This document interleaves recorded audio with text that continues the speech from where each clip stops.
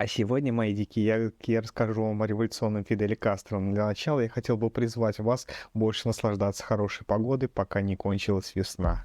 Малоизвестный факт, но покорив остров Свободы Кубу, Фидель видел своей следующей целью полет в космос.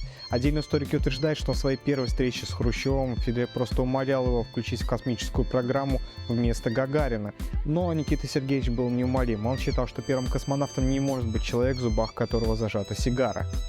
Тогда Фидель решил подойти к вопросу с другой стороны, со стороны Кап-блока. Отдельные искусствоведы считают, что тщательно скрывавшийся от общественности Стэнли Кубрик и был на самом деле замаскирован Фидель Кастро, который воплотил свои космические амбиции на съемках «Космической Одиссеи 2010».